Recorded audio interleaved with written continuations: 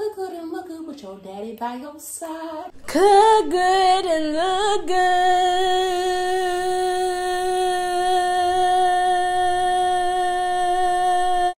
What's up? It's your girl Queen Jones, back live in the flesh, and this is my Dottie.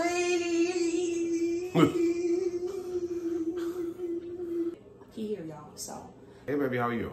I'm doing good. This whole life I have to cook good and look good is pretty much based on this guy. I would say about like anywhere from 75 to 85% of my culinary experience derives from this man. I always bring him up if anything has to do with food related, high production, because this guy had me in it. You know what I'm saying? I don't know what it is about us in our bloodline, but we got the touch. The food gonna be flavorful. Dad, what is your cook good and look good origin story? My dad. Really? My dad. My dad could cook. My dad got a lot of what he learned from cooking from his siblings, his mom. Believe it or not, my dad's mother had like 17 kids and I think 7 stepchildren. And being that, you know, his real Creole roots, like Mobile, Alabama, if you know anything about the area, very eclectic background in cooking. I think of the first time I really understood what flavorful food was. I think I was like 5 or 6 years old. And just like having that like pop, like, now, you know, like you eat as a child, your mom give you some food and you're like, ooh. But to understand like that was next level food, 5 or 6 years old, and you was like, okay, that was good. But you know, like you have something that's good and you're like, that's good. But like you have something that make you turn your head like, damn, what was in that right there? Like, and just sitting back and like watching my aunts be in the kitchen in Mobile and smelling food, you know. Every time somebody would put something out, some type of powder or something like that, I would come over and take a little take like this, like, okay, I like that. So that was part of it too, like, you know, learning the different ingredients and what this and this additives make this right here, or something that make it, this experimenting, watching and learning. And as a child, most of my great associations with family was with food. Some of my aunts were some of the best bakers I ever seen in my life. Like self-taught, knew what they were doing. Like people would come to their house and they made their money from just selling cakes. Through and through, most of the consistent person I knew that was probably, if he ever had the opportunity, my dad was like probably the best chef I ever knew. I mean, when we were kids, like we would grow up in like Chicago, and like we used to work in kitchens with my dad. You know, clean fish, hundreds and hundreds of pounds of catfish a week. Prep it, clean it, ice it, you name it. And then the chicken. But what was cool was my dad would work in the restaurant, but one summer my dad ended up getting a concession stand right across from where the restaurant was at. Me and my brother sometimes would just be in the concession stand while my dad was working in the restaurant. So we would sell hot dogs and burgers and do that sometimes in Lake Michigan on maybe 2 times a week. Other times we'd be in Gary, Indiana. We'd be across this little area that we had from Theodosia's Elbow Room. And we would cook and ice, you know, the fish in the morning time. We probably get there around Saturday morning, around like 7 o'clock in the morning. And we would, by the time we would finish, it'd be like about 3. Me and my brother would get like $1.75 a piece, which we thought was big money then. And then we would go to the concession stand and we would be in there till about like 8 o'clock at night, selling hot dogs, Chicago style hot dogs, a little pepper on the side, pickle, and you know, we dice up the onions and you know, the peppers and everything. We make a nice little hot dog for them, and you know, sometimes we had enough money, we get, you know, catfish, and We breaded up. That's how we made our money for a long time. My older sister, Precious, she my Irish twin. I would come home and be thinking I'm doing something good. See, Precious, I brought you some fish, and she was sitting over here eating it like this, and she be trying her best to eat this, you know. And my sister be over here. That's before, see, that's what I'm saying. We were so broke. Nobody knew about no anaphylaxis. Anaphylaxis shot. We didn't know about no damn EpiPens and shit. And my sister be sitting. Long story short, my sister was highly allergic to fish. And my sister would goddamn be eating that shit. And I be sitting there like, well, holding her hand when she said, and she just be breaking out and everything because she was allergic to fish. And I mean, it's sad, but it was one of my greatest memories. And she tried. I mean, she tried because it was so good to her. And she was so hungry. And I'll be looking at my sister and I'm like, man, what's wrong with her? You know, but she was like, and she would give me a little rub, like, you know, like that. It's gonna be okay. Yeah, it's gonna be okay. I mean, cause I love my sister, but that was a great memory of, you know, we suffered together, and but we embraced those little moments like that. We smiled. It would be a lot. It would be a lot. Like, believe it or not, like, just to have that little bit got us over the hump. You know, every weekend we would have so much. We have so much. My mom would take it, and she would make meals off of the little fish heads. My life, my whole life, I've ate good. I've never had a bad meal in my home, for real. I might have did it by accident. That's the only way I ate bad in my home. My dad has so much skills. He's a pit master. He can crab and shrimp, okay? We can raise livestock. So when I was probably like a toddler, he joined the military.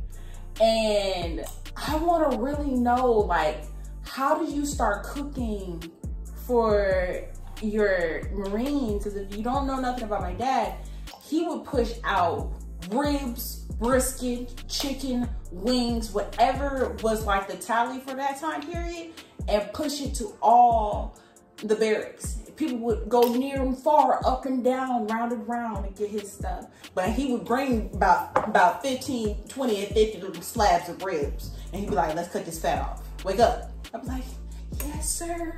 So how did it start there? I always knew how to hustle. Growing up in the areas where I grew up at, you have to hustle. You have to have it. No. So when you're at your lowest points, you always draw back on what you know. We would have these functions and the food was terrible. Oh God, talk about a nasty ass potluck. Who brought this? You know, like, puke in a pan. I mean, like she said, I was married and I had a child. So, you know, I'm in Japan and I couldn't stand the food. You know what I'm saying? Like, not the Japanese food, don't get me wrong. Now, you live on a base when you're young, you have two choices. The chow hall or spend your own money. Then there was something that was amazing called a commissary. And I knew Marines could get, you know, their money off. So I would take my little money that I wasn't sending them and I would buy my own steaks, my onions, bell peppers. And I'm a homebody. I don't like going out on the weekends. See, I got a temper. And I got myself a nice little hurricane oven. And I started putting plates together. You know, I have my refrigerator and my roommate's refrigerator and the guy across the way refrigerator full of just food. Man, because they weren't doing that. All they had was beer in there. I'm like, man, you made me throw this in there? Yeah, man, yeah. Let me get yeah. What you cooking? We would just, you know, be in the barracks and I would, next thing somebody be like, knocking on my door, man, what that smell is, man? Man, I got some steak in here, some okra, you know, I got this right here. And my roommate, we be sitting in that room playing movies and watching goddamn Appleseed and all these different things on anime and everything else. I'm on my third plate, you know. I got macaroni next, you know what I'm saying? And one day somebody knocked on the door and was like, it's a staff duty. And I said, oh, staff sergeant, man. Somebody told me you over here cooking out the barracks, man, and blah, blah, blah, this. And I said, man, you want to play? Yeah, man, I want to play. You want to play? Yeah. And this man, he dipped so bad. He always had a dip. So the first time I ever seen him, dip is like take the tobacco and put it in the lip. I never seen him not with one. And he took it out. He took it out and rinsed his mouth out. He said, damn, Mo, this shit good. Like, damn. Then he looked down at A dude. He was like, I'll be back in a little bit, because they was doing tours together. And then every weekend, the staff duty would come to my barracks. They would come to my barracks. And it got to a point, my hustle was like, I get $125, you know what I'm saying, for a couple of hours worth of work. And then, the Marines would be like, hey, we're going to Akuma, which I used to take you to. We go to Akuma and, man, Mo, you mind if we give you the money for the food? Blah, blah, blah. And, I have about 40 steaks, $400 worth of chicken, and nobody ever got sick because I knew how to, keep my boys and everything clean and not cross-contaminate, sterilize everything. And we out there in the resort. We sitting there sleeping in tents, I used to have everything sterilized, and man, we have a great time. Go back to the shop, and next weekend, everybody telling me, what you doing? What we doing this weekend, Mo? The only way I think I would be successful in any competition when it came to like, oh, so we need you to be barbecuing. You need to barbecue. I'd be like, barbecue? You need me to smoke something? Right. Oh, Lord. It is derived from his soul. And McCormick, shout out to y'all.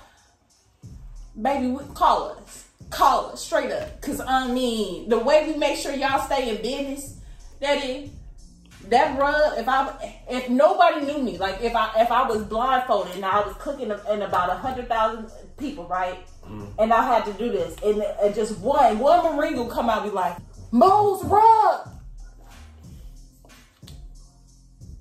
Learning how to put that rub together is like different parts of my life and being around women in the kitchen.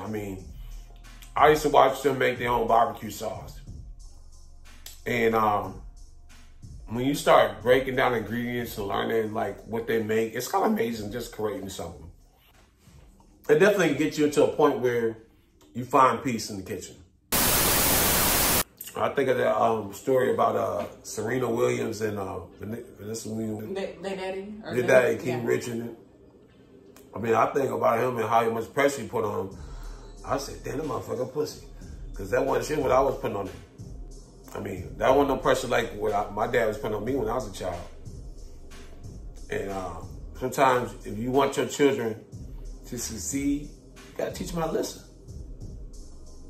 You gotta teach them how to listen. And being that when they show they have an aptitude for something, sometimes you gotta be the person to drive the bus, to give them the greater opportunity. So you gotta teach them how to fail too. It was expensive because when her first ghost couple go around, she kind of ruined some meat here and there.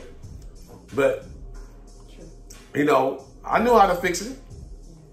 She tell me she did something, and I'd be like, wait a minute, you just, no, we gonna fix it. We gonna fix it right now. But that taught her the importance of being, one, attention to detail. Did you set the timer? Oh, okay. You don't figure it out, we gonna push. Because I was hard and my mama didn't like that. So we definitely, try to keep it moderate, but I try to keep it as close to the upbringing I had. Well, that's what the me and my dad's biggest dream together is to have our own restaurant or, food truck. Food trucks has kind of been evolved out of, popularity, but having a brick and mortar of all the things that he has taught me how to make along the lines of, you know, that good home quality delicious meals that your mom and them make and your dad. He's one of the most well sought out, most well-rounded parts of how I'm able to create delicious meals. So I will ask you before you get up off of Queen Jones' YouTube channel, what is the most delicious meal you've ever created? Oh God. Oh man. We had this goat in Afghanistan. And let me just put it this way. I'm good in everything that I do when it comes to animals. Like one thing, we learn how to butcher animals as the children. Like that's just what we do as young Muslim kids. We learn how to cut and make meat halal. Whether it's goat or lamb, chicken, rabbit, cow, gator. I'm done it with all these hands right here. I put these hands on them, but I snatch them down. I grab a goat up in a heartbeat, you know. And, but what made this goat good, Daddy? Because goddamn, I was hungry. We were riding. They said, "Ooh!" I said, "There we go. There go one." And when I was in Afghanistan, I had brought my spices with me. Nigga, like I don't go nowhere without my spices. No, huh? No, I'm just getting the stuff out the cabinet to put in your bag before you left. So that make sure you retrieved it so you could get to Afghanistan with your spices. I brought my spices with me. I had all my spices. I've listened. Some people were smuggling dope. I was smuggling spices. Let me tell you, I knew once we got back to the fob, we was gonna be eating.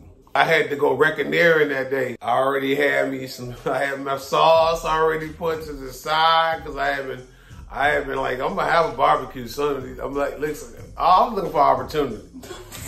I'm looking for an opportunity. He just needed a platform. Yeah, man. Listen, you know, I got throw down, and my boys and them, we ate good, and girls, yeah, we ate good at night. We ate good at night. Yeah, I ate better than everybody else because I didn't eat a little bit. I eat a lot, you know what I'm saying? Like, because I was a little scared because it was ghosts and shit. Yeah, shit, where I'm at, I'm gonna eat that. I had so many crazy cooking stories, and a lot of them was with you. Some of my best ones is when we was in Okinawa, and you know all of the freaking Thanksgivings that we did. Oh. You know, all the Thanksgivings, the turkeys that we would do, deep fry and having 40, 50 Marines at our house, and still bringing 3 turkeys to the barracks. The cook-offs, I would go against the Marines would come in and they would try to versus me. When people would ask us, how come we didn't have a booth? They'd be mad because we didn't do a booth at the fairs that would be coming over there. And you know, it's a big thing where a lot of people, like, they told me, even in our family, between the Marines and the family, they'd be like, why don't y'all got a restaurant? I mean, it was to the point, like, we couldn't, when we was cooking at the barracks for the Marines and stuff, we would go to the barracks to cook over there on family days and stuff like that. We were running out of food. The Marines are bringing us food from the dang on commissary in bags. It's like, can you just throw this on the grill? I'm like, bro, you got to wash this off, bro. Like,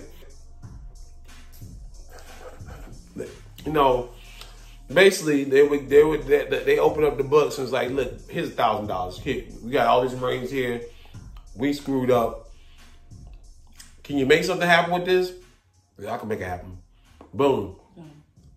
Family Day saved. I got it, Dad. Like how did that dude say, no, I'm a father for real. This is my father for real. Like, you know, and I did go to culinary school too, so I'll let you know. Big talent. You know, when other people say, oh, I can't do this, and you step into that role and say, but I can. And here's what I would say this right here. Anybody aspiring to go into this world, and you take somebody else's spot, celebrate them for how far they got you. Don't get mad because that person went on to do something else. Celebrate them for how far they got you. Because they got you that much more further than where you were at before. And it's just like a leg in any race. They pass the baton on and you keep on running it to the next leg. Because somebody after you gonna come in. They're gonna be just as good or hopefully better. And maybe you can learn from that person too. But you need to know that when you in the seat, you're running that distance of the race. And you either make them better or you allow them to get worse. Okay? Yes, sir. All right. All right, y'all. It's your girl, Qudsiyah M. Right. Cook good and look good with your daddy by your side. Cook good and look good all to die.